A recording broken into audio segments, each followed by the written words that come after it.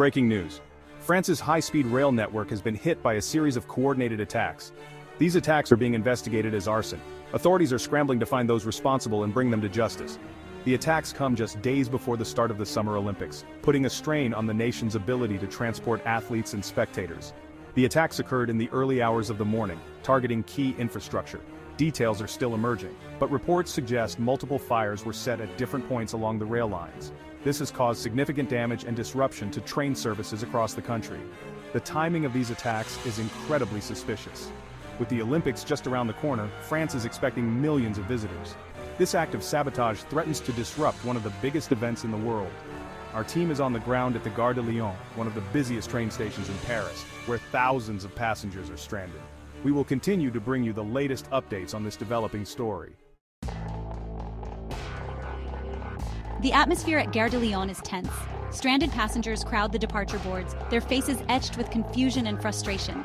Announcements blare through the loudspeakers, but the information is often contradictory, adding to the sense of chaos. Families with young children huddle together, their Olympic dreams hanging in the balance. Athletes, easily identifiable in their national uniforms, pace anxiously, unsure if they'll reach their competition venues on time. We've been stuck here for hours. No one seems to know what's going on. We just want to get home.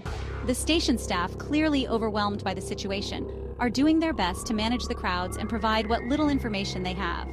But the mood here is grim, a stark reminder of the disruption caused by these senseless acts. As investigators comb through the wreckage, chilling details of the arson attacks are beginning to surface. Early evidence points to a well-coordinated plan designed to inflict maximum damage and disruption.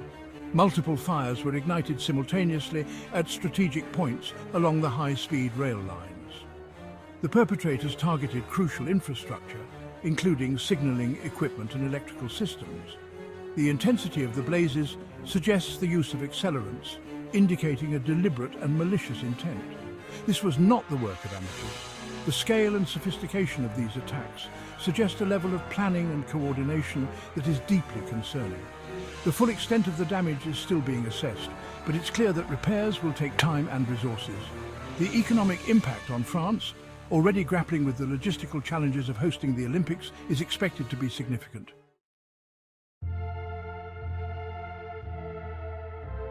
Section 4. Olympic dreams derailed? Athletes and fans face travel chaos. The impact of the rail attacks is being felt far beyond the charred tracks and smouldering debris.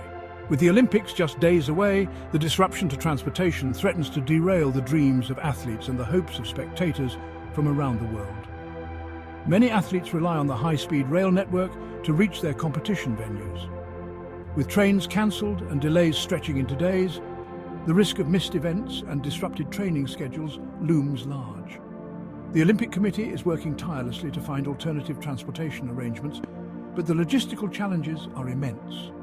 Buses and planes are being pressed into service, but the sheer volume of people needing to travel makes it a daunting task. We understand the frustration and anxiety this is causing, said a spokesperson for the Olympic Committee. We are committed to doing everything in our power to ensure that the Games can proceed as smoothly as possible. Section 5. Government vows. Action. Prime Minister addresses the nation.